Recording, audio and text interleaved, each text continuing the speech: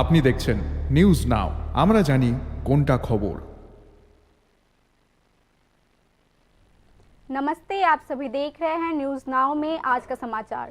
सरदार वल्लभ भाई पटेल ने देश के आज़ादी के लिए राजनीतिक संघर्ष में आयरन मैन की भूमिका निभाई थी।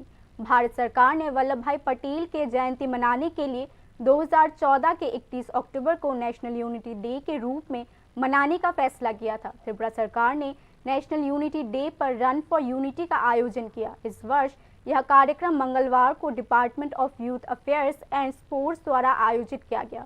कार्यक्रम का उद्घाटन मुख्यमंत्री डॉक्टर मानिक शाह ने किया। यह unity run Swami Vivekananda ground से शुरू होकर शहर के विभिन्न गलियों से गुजरा।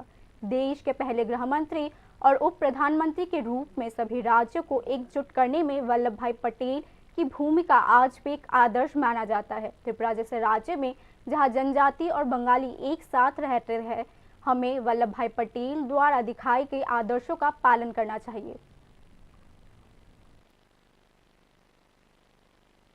तो यूनिटी को सामने रखते हुए वो जब स्वराष्ट्र मंत्री थे और देश का प्रथम डिप्टी प्राइम मिनिस्टर थे, तब 560 के ऊपर जो प्रिंसेस स्टेट था, इनको सब इकट्ठा लाके उनको पूरा गवर्नमेंट ऑफ यूनियन गवर्नमेंट के साथ जोड़ना इतना आसान काम नहीं है। इसीलिए यूनिटी इन डाइवर्सिटी का जो बात हम लोग करते हैं, यूनिटी हम लोगों में होना चाहिए। खास करके त्रिपुरा में इतना सारा हम लोग ट्राइबल्स ग्रुप है, मणिपुरी है, बंगाली है, तो ये इनको सामने रखते हुए हम लोग सब एक साथ रहे, यही सबसे बड़ी बात है।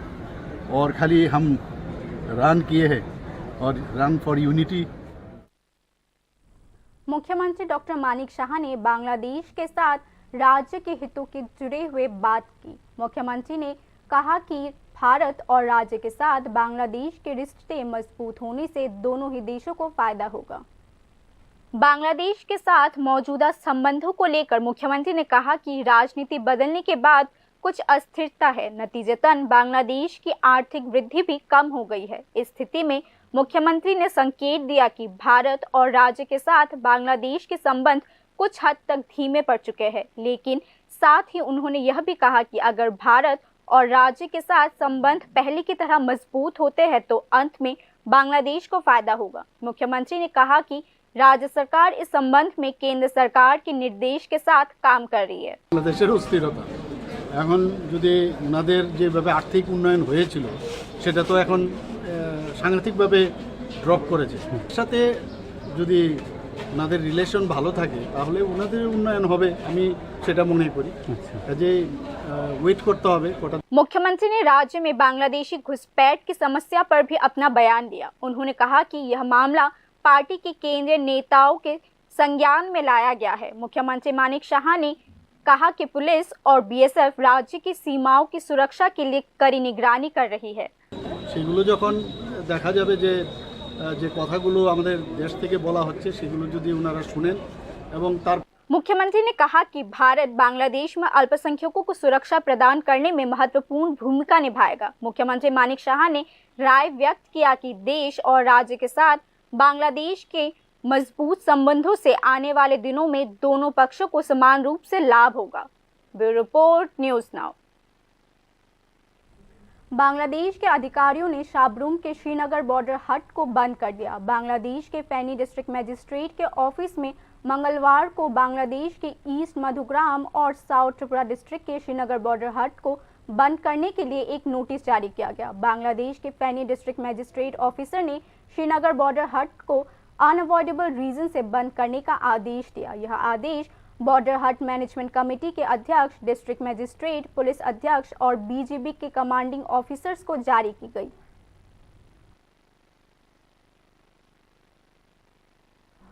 2025 की इलस्ट्रेटेड वोटर लिस्ट के ब्रीफ रिव्यू का काम मंगलवार को शुरू हो गया है। वोटर लिस्ट रिवीजन 28 नवंबर तक जारी रहेगा।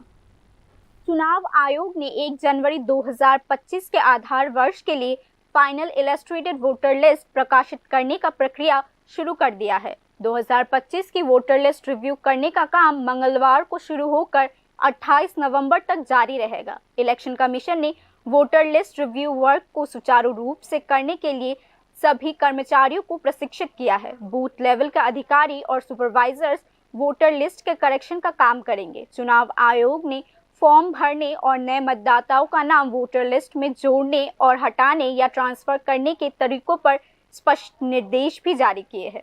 चुनाव आयोग के मुताबिक त्रिपुरा में कुल मतदाताओं की संख्या 28,56,925 है। इनमें से 14,35,172 पुरुष, 14,21,679 महिलाएं और 74 थर्ड जेंडर के हैं। बादारघाट विधानसभा क्षेत्र में सबसे अधिक 62,723 मतदाता है, जबकि शिमला विधानसभा क्षेत्र में सबसे कम 38,974 मतदाता है। Bureau report, news now. बाकी की खबरें अंतराल के बाद। আপনি দেখছেন নিউজ নাও, আমরা জানি কোনটা খবর।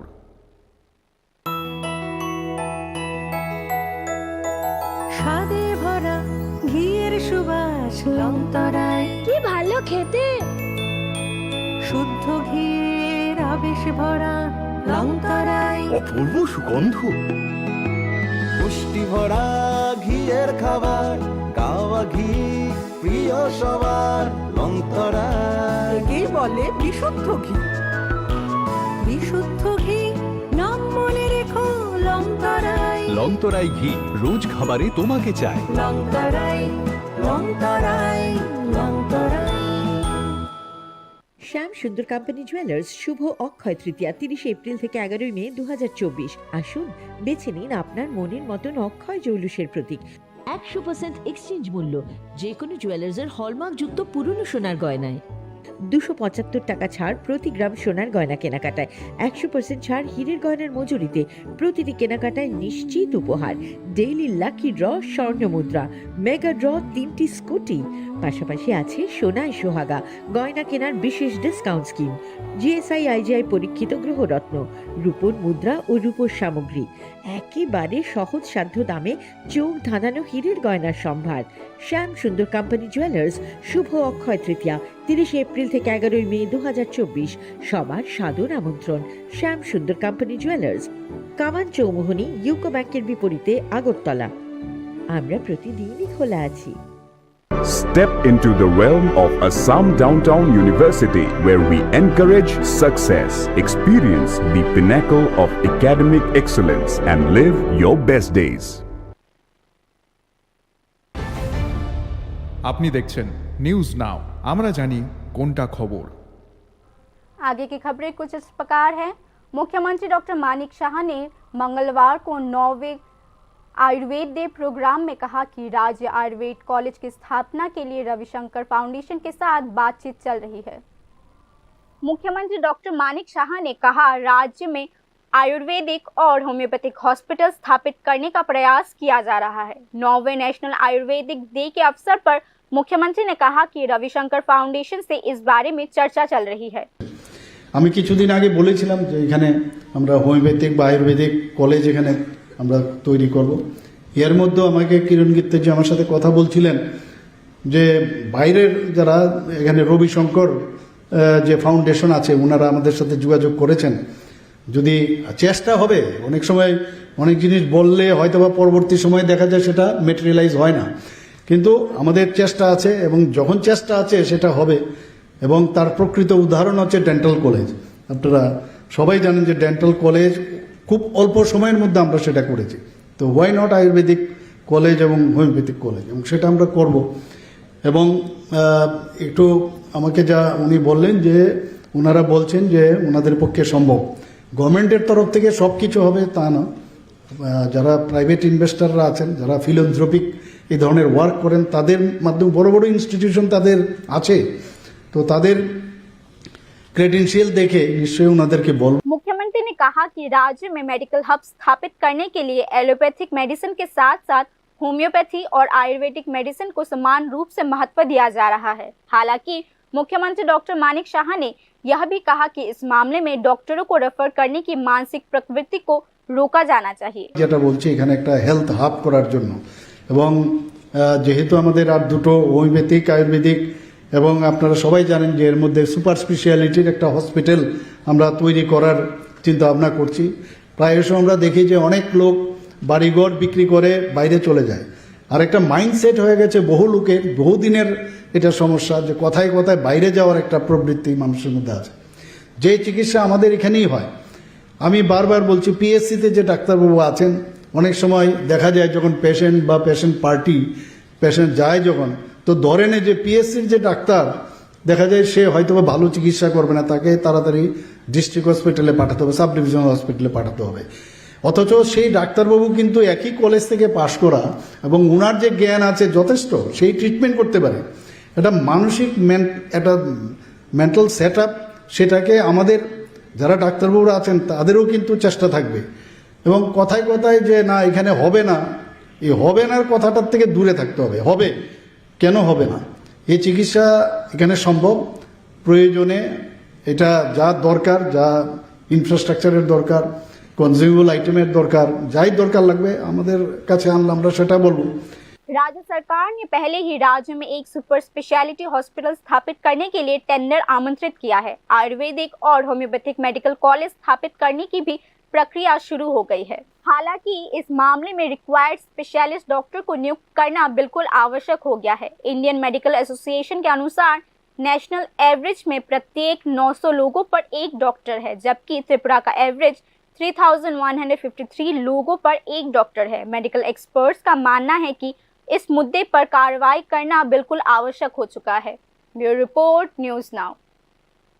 अगरतला के विभिन्न इलाकों में वाटर सप्लाई में कमी आई है, जिसका कारण वाटर सप्लाई लाइन में खराबी है। पीडब्ल्यूडी के इंजीनियर आलोक गुहा ने बताया कि मरम्मत का काम आज पूरा हो जाएगा। मेन अफेक्टेड एरियाज में रामनगर, कृष्णनगर, ऑफिस क्वार्टर लेन और शिशु विहार स्कूल शामिल है। मिलनचोंगो एरिया में पाइपलाइन लीक के कारण ओवरहेड टैंक की सर्विस भी बंद हो चुकी है, जिसके कारण आम लोग प्रभावित है।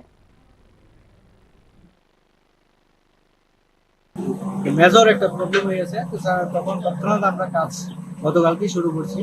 কালকে সকাল 7টা থেকে কাজ শুরু হয়েছে কন্টিনিউ। त्रिपुरा की गौरव कमलपुर की लक्ष्मी रानी सिन्हा ने अंडर 17 बेल्ट रेसलिंग, पेनक्रिएशन और मास रेसलिंग में गोल्ड मेडल जीता है। राष्ट्रीय स्तर पर चैंपियन बनने के बाद उनके कोच और परिवार ने इंटरनेशनल चैंपियनशिप में भाग लेने के लिए मदद की मांग की है।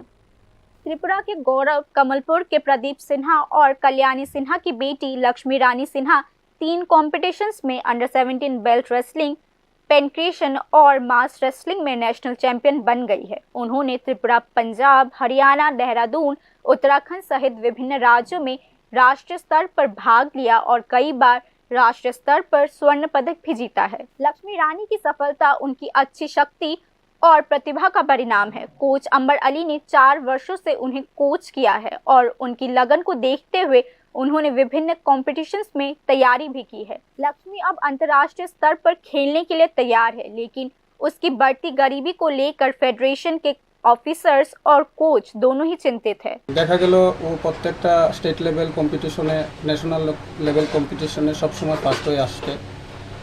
হরিয়ানা, পাঞ্জাব, দিল্লি এমন রাজ্যকে হারিয়ে সবসময় ফার্স্ট আসছে।